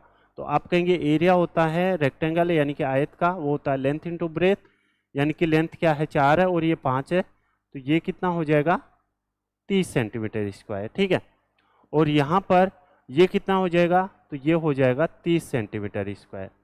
ये दोनों बराबर है, कोई दिक्कत है नहीं। ठीक है, यहाँ पर वैल्यू चेंज भी मैं कर सकता था। अब मैं आपसे ये पूछना चाहता हूँ कि पहले जो खर्चा था वो पहले 10 रुपये था, और अब जो खर्चा है वो 11 रुपये बढ़ गया। पहले जो खर्चा था वो 10 रुपये था, और अब जो खर्चा है वो कितना है, 11 रुपये। तो मैं आपसे पूछना चाहता हूँ कि टोटल खर्चा, टोटल एक्सपेंसेज कितना हुआ। तो आप क्या करोगे, 30 को 10 से मल्टीप्लाई कर दोगे और 30 को 11 से मल्टीप्लाई कर दोगे। तो यहाँ पर जो टोटल खर्चा है वो कितना आ जाएगा 300, और यहाँ पर जो टोटल खर्चा है वो कितना आ जाएगा, यहाँ पर 330 आ जाएगा। अब मैं आपसे ये पूछना चाहता हूँ कि बता दीजिएगा यहाँ पर टोटल जो खर्चे में वो कितने प्रतिशत की वृद्धि या कमी हुई है। ठीक है, तो यहाँ से हम लोग 300 से 330 यानी कि कितने की वृद्धि हुई है, 30 की, और कितने से हुई है, 300 से। ठीक है, और मल्टीप्लाई किससे कर देंगे, 100 से। क्या ये वाला कंसेप्ट आपको पता है क्या? अभी मैंने क्वेश्चन नहीं समझाया, सिर्फ और सिर्फ आपको कुछ बेसिक सिखाने की कोशिश की है। ठीक है, अब चलिए क्वेश्चन पे आते हैं।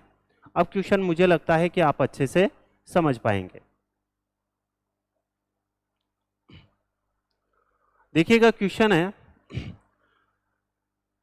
किंतु कार्य करते समय उस भाग की लंबाई है वो 10% और चौड़ाई 8% बढ़ा दी गई है। पहले जो लेंथ थी वो कितनी थी, 10%, यानी कि 10% कितना होता है, आप कहेंगे 1/10 होता है। यानी कि जो लंबाई है, लेंथ है, वो ये कितनी है, पहले 10 थी और अब बढ़ के कितनी हो गई है, 11 हो गई है, क्योंकि ये कह रहा है कि उस भाग की लंबाई 10% और चौड़ाई 8%। 8% का फ्रैक्शन कितना होता है, तो आप कहेंगे 8% का जो फ्रैक्शन होता है वो होता है 8/100, और इसको 4 से काट दो 2, और ये आ जाएगा 25। ठीक है, यानी कि जो पहले ब्रेथ थी, चौड़ाई थी, वो कितनी थी, 25 थी, और यहाँ पर 2 बढ़ के कितनी हो गई है, 27 हो गई है। बताओ सही है क्या? ठीक है, फिर कह रहा है कि इसके अतिरिक्त मरम्मत कार्य की लागत में 15% की वृद्धि हो गई। 15% होता कितना है, तो आप कहेंगे 3/20 होता है। कितना होता है बेटा, 3/20 होता है। इसका मतलब जो खर्चा था वो पहले कितना था, आप कहेंगे 20, और 3 बढ़ के कितना हो जाएगा, 23 हो जाएगा। बताओ सही है क्या? ठीक है, चलो यहाँ से टोटल खर्चे के लिए हम लोग इसको मल्टीप्लाई करेंगे और इसको मल्टीप्लाई करेंगे, तो ये कितना हो जाएगा, 25 दूनी 50, यानी कि ये तो कितना हो जाएगा 5000। ठीक है, और ये कितना हो जाएगा, ये 27 है और ये 23 है, दोनों का मीडियम कितना हो जाएगा 25, और 25 का स्क्वायर 625 में से 4 621, और 621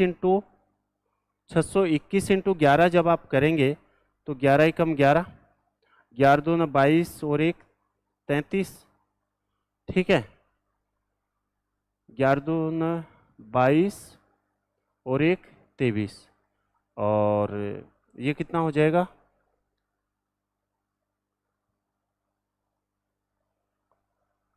हाँ,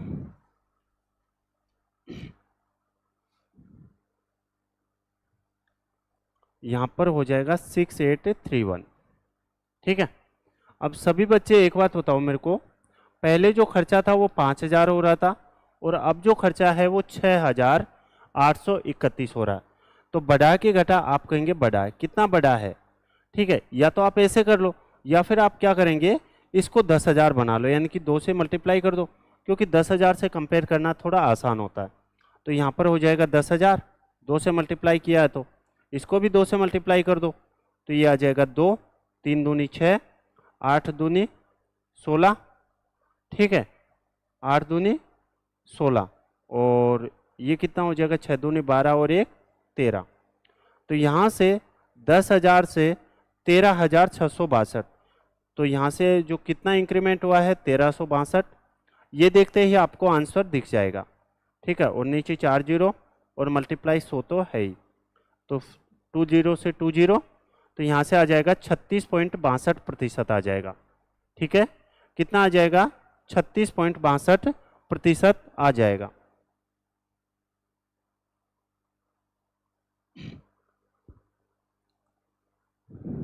वेरी गुड, आपका आंसर एकदम सही है, ठीक है।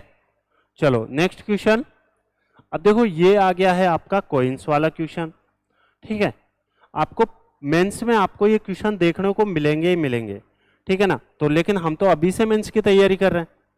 तो आपको दिया गया है 3 fair coins are tossed, if both heads and tails appeared then the probability that exactly 1 head appears. 3 सिक्के उछाले जाते हैं, ठीक है। यदि सिक्के शीर्ष यानी कि हेड और टेल दोनों दर्शाते हो, ठीक है, सिर्फ और सिर्फ दोनों दर्शाते हो, यानी कि हेड और टेल, यानी कि इसका मतलब ये है 3 सिक्के उछाले जाते हैं, 3 सिक्के उछाले जाते हैं, इसका मतलब कितने आउटकम आएंगे, आप कहेंगे 3 है तो n की वैल्यू क्या है, 3 है, तो यहाँ से जो आउटकम प्राप्त होंगे वो टोटल प्राप्त होंगे 8। कितने प्राप्त होंगे बेटा, 8 प्राप्त होंगे आउटकम। अगर 8 आउटकम कौन सा नहीं आता, टोटल जो प्राप्त होंगे आउटकम वो कितने होंगे, 8 प्राप्त होंगे, ठीक है। यदि 8 आउटकम प्राप्त होंगे और ये कह रहा है कि हेड और टेल ही आने चाहिए दोनों, ठीक है, यानी कि ना तो टेल टेल टेल आना चाहिए और ना फिर हेड हेड और हेड आना चाहिए, ठीक है। तो टोटल आउटकम 8 होते हैं, 2 तो ये हटा दो, तो बचे कितने, आप कहेंगे 6 आउटकम बचे। अब कितने आउटकम बचे हैं, 6 आउटकम बचे हैं। और फिर कंडीशन क्या है कि then the probability that exactly 1 head appear, केवल हेड 1 ही आना चाहिए। हेड 1 किस कंडीशन में आ सकता है, तो हेड 1 या तो टेल टेल हेड आ सकता है, या फिर टेल हेड और टेल आ सकता है, या फिर क्या आ सकता है यहाँ पर हेड टेल और टेल आ सकता है, ठीक है। तो इस 3 कंडीशन में है वो हेड आ सकता है। तो 6/3 यहां पर हो जाएगा, सॉरी, टोटल 6 है और 6 में से कितना आ रहा है, 3 आ रहा है, तो आपका आंसर कितना आ जाएगा, 1/2 आ जाएगा। और ऑप्शन नंबर कौन सा होगा, सी होगा। ऑप्शन नंबर कौन सा होगा बेटा, सी होगा, ठीक है। आगे बढ़ते हैं, क्वेश्चन नंबर नेक्स्ट। देखो, if the selling price of 10 orange is the cost price is 12 orange then the profit percentage.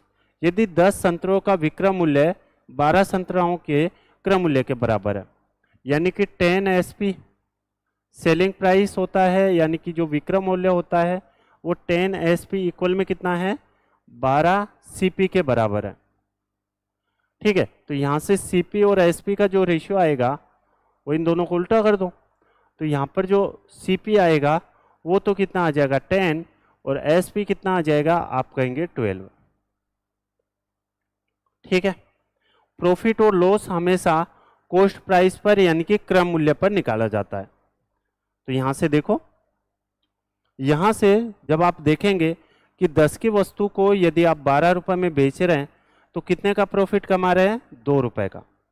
कितने पर, हमेशा प्रॉफिट और लॉस कॉस्ट प्राइस पर निकाला जाता है, क्रय मूल्य पर निकाला जाता है, ठीक है।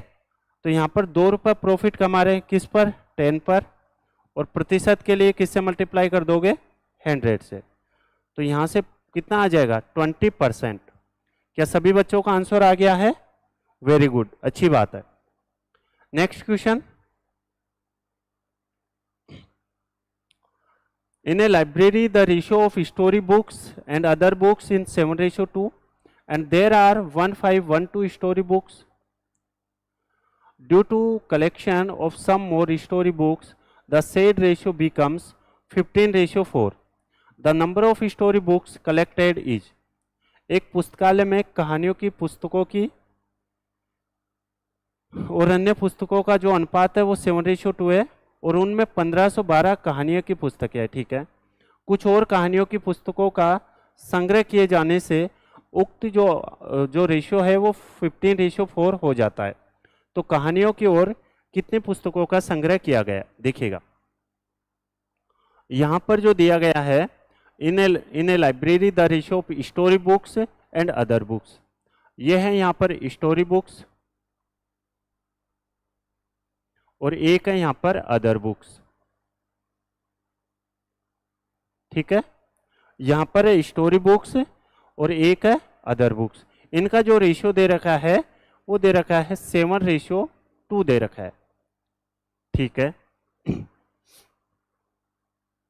अगेन, और उनमें and there are 1512 story books, यहां पर जो स्टोरी बुक्स है ये कितनी दे रखी है, यहां पर 1512 यहां पर दे रखा है, कोई दिक्कत है नहीं। चलिए,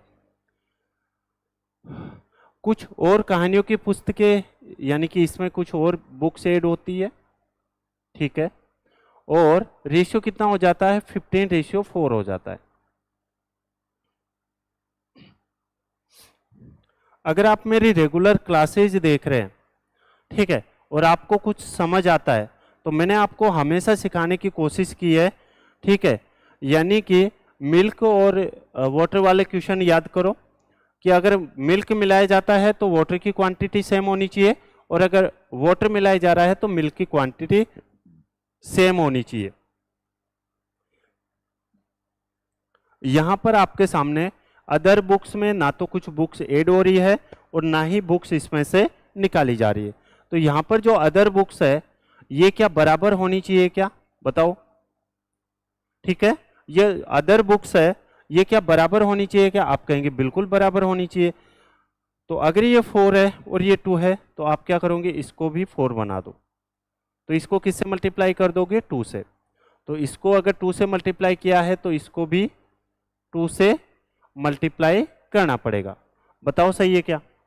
ठीक है, अब आपसे क्या पूछा गया है, पहले जो स्टोरी बुक्स थी वो कितनी थी, 14 थी, और अब जो स्टोरी बुक्स है वो कितनी है, 15 है। तो कितनी बड़ी है, एक बड़ी है।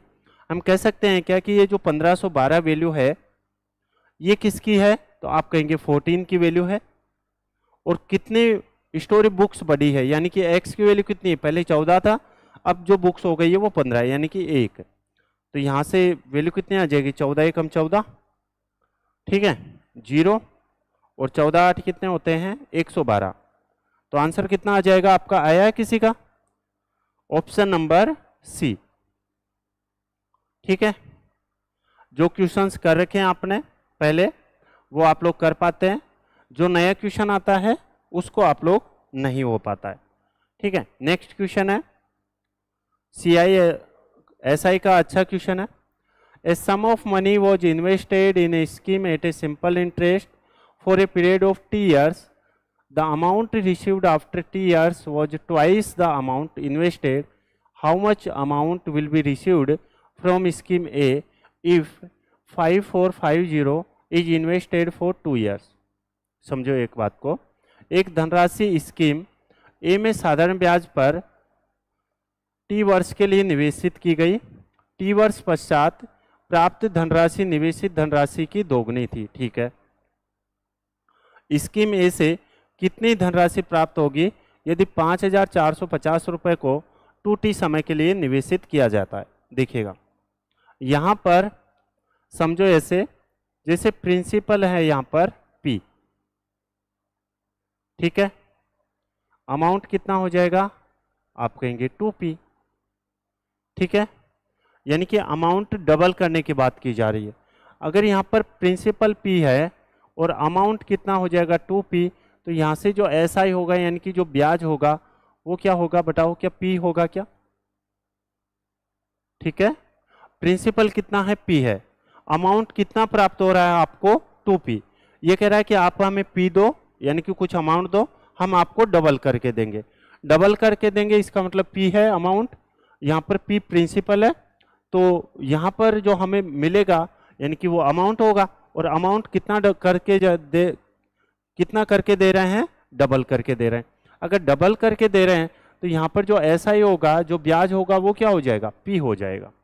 ठीक है, अब समझो इस क्वेश्चन को। यहाँ पर स्कीम ए से धनराशि जो प्राप्त होगी वो कितनी थी, 5450 थी, 5450 थी। ठीक है, प्लस के ये क्वेश्चन में है क्या है बेटा कि स्कीम ए से कितनी धनराशि प्राप्त होगी यदि 5450 को 2t वर्ष के लिए, यानी कि 2 गुने यहां पर है t वर्ष पश्चात प्राप्त धनराशि निवेशित धनराशि की दोगुनी थी। दोगुनी थी इसका मतलब क्या था, 2p था। ठीक है, तो यहां से आप लोग समझने की कोशिश कीजिएगा, यदि यहां पर टाइम सेम होता, अगर यहां पर टाइम सेम होता तो मुझे एक बात बताओ, ये 5450 है तो अगले साल भी कितना होता है, 5450 रुपए मिलते, यानी कि टोटल कितने मिलते, 10,900 रुपए मिल जाते। ठीक है, यहां पर अगर टाइम सेम होता, ठीक है, अगर टाइम यहां पर सेम होता तो यानी कि फर्स्ट साल कितने मिलते, 5450, तो सेकेंड साल भी कितना मिल जाता है, 5450 रुपए, यानी कि 10,000 रुपए मिल जाते। लेकिन ये कह रहा है कि टाइम डबल है। यदि टाइम डबल है तो मुझे एक बात बताओ, जो टोटल धनराशि उसको मिलेगी वो कितनी मिल जाएगी, तो 5450 तो ये मिलेगी और 10,900 ये मिलेगी, तो यहाँ से कितना आ जाएगा, यहाँ से आ जाएगा 16,350 रुपये उसको टोटल मिलेंगे, यानी कि ऑप्शन नंबर डी। ठीक है, नेक्स्ट क्वेश्चन की ओर हम लोग आगे बढ़ते हैं। आप लोग क्वेश्चन का आंसर कर नहीं रहे। ठीक है, देखिएगा, find the mean division about the mean of for the data. पहले तो आपको मीन निकालना आना चाहिए। मीन यानी कि वही होता है टोटल इनका सम करो। ठीक है, टोटल इनका सम करो और कितने नंबर है उसमें, तो ये हो जाएगा, देखो 13 और 17 कितना हो जाएगा, 30 हो जाएगा, ये 30 और ये हो जाएगा 20, 50 और ये कितना हो जाएगा, 50 और ये हो जाएगा 80, है ना। और 80 में किससे डिवाइड कर देंगे, कितने नंबर से, ये आप कहेंगे 8 है, तो यहाँ से जो मीन है वो तो कितने आ गया है, 10 आ गया है। आपसे क्या पूछा गया है, मीन डेविएशन। डेविएशन का मतलब यह है कि यहाँ पर ये जो 10 है, ये 4 कितना कम है, आप कहेंगे 6। यहाँ पर कितना कम है, 10 में से 7 जाएगा 1, 8 10 में से 8 जाएगा 2, 10 में से 9 जाएगा 1, 10 में से 10 जाएगा 0, यहाँ पर 12 में से 10 जाएगा 2, कोई दिक्कत नहीं है प्लस माइनस, 10 में से 13 जाएगा 3। ठीक है, और यहाँ पर कितना आ जाएगा, 10 में से 17 जाएगा 7, इनको ऐड करो, 7 3 10, 2 12, 13, 13 और 2 15, 15 1 16, और 16 और 6 कितना होंगे, 7 8 3 10, 10 2 12, 1 13, 13 और 2 15, ठीक है, और 15 और 7 22।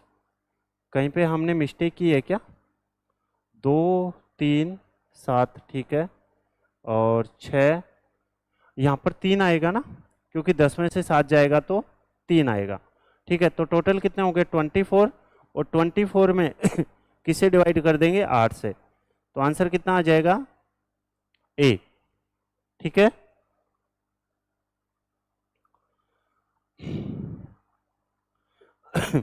अब देखो ये जो क्वेश्चन है इसके लिए आपको एक कंसेप्ट पता होना चाहिए, ए साइन थीटा प्लस के बी कोस थीटा, और इक्वल में क्या होना चाहिए, सी है। ठीक है, मान लेते हैं, तो यहाँ से हो जाएगा, साइन चेंज हो जाता है यहाँ पर, ए साइन थीटा माइनस के बी साइन थीटा माइनस के ए कोस थीटा और इक्वल में यदि यहाँ पर x है, ठीक है, तो x की वैल्यू निकालने के लिए एक फॉर्मूला है, एक कंसेप्ट है, वो आपको याद रखना पड़ेगा।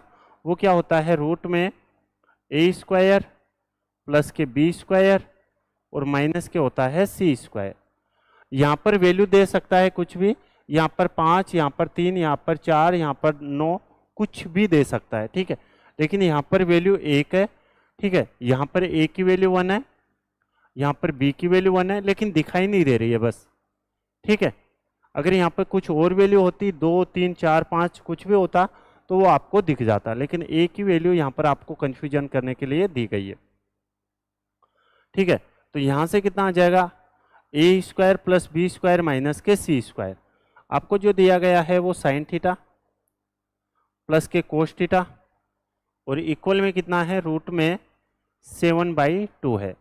तो देखो ये हो जाएगा ए प्लस ए बी और इक्वल में सी, ठीक है। Sine theta plus cos theta equal में सी है, ठीक है। ए साइन थीटा मान सकते हैं इसको, बी कोस थीटा और इक्वल में सी है।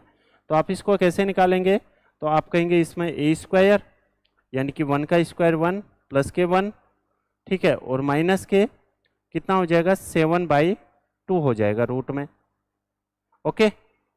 कितना हो जाएगा 2 हो जाएगा रूट में, सॉरी इसका तो रूट, तो ये तो 4 होगा ना,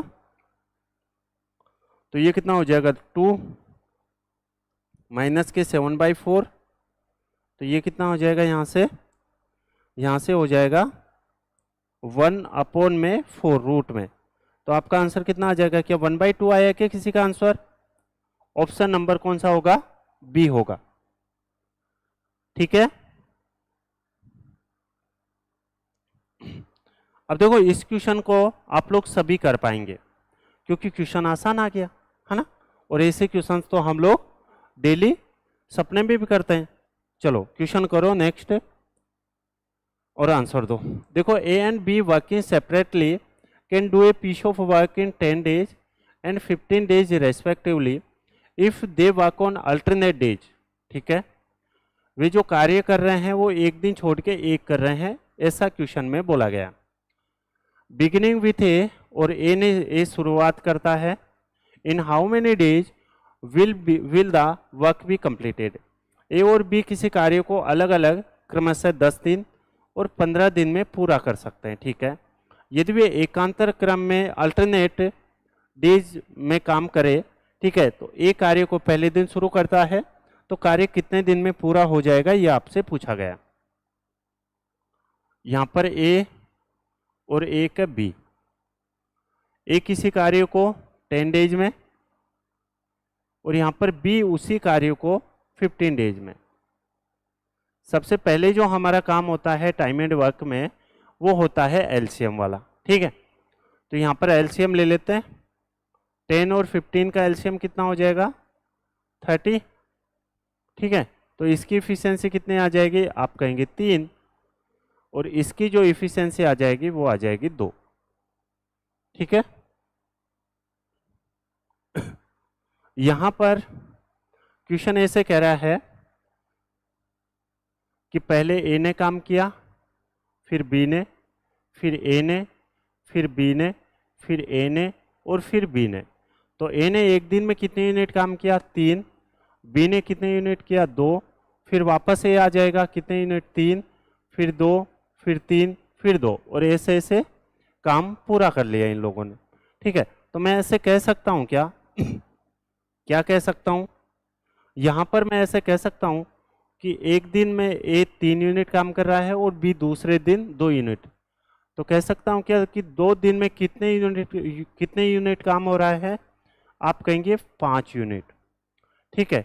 यानी कि 2 दिन में जो काम हो रहा है वो कितने यूनिट हो रहा है, आप कहेंगे 5 यूनिट काम हो रहा है।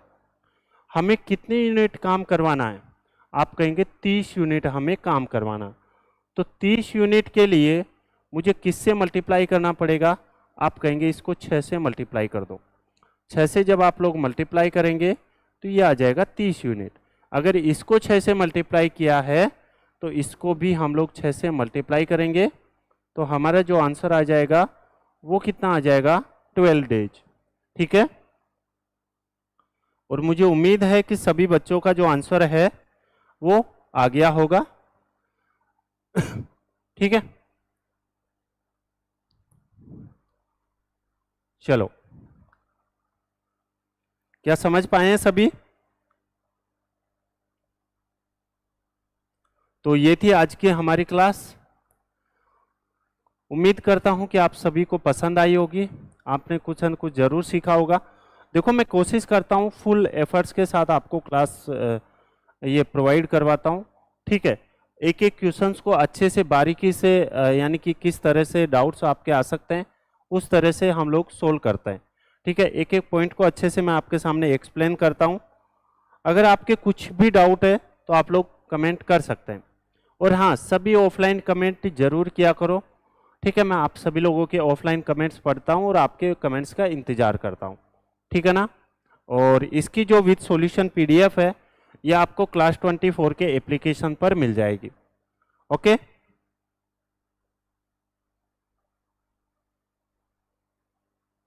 कुछ डाउट है तो आप लोग पूछ सकते हैं, अदरवाइज फिर हमारी क्लास को हम लोग यहीं पे फिनिश करते हैं।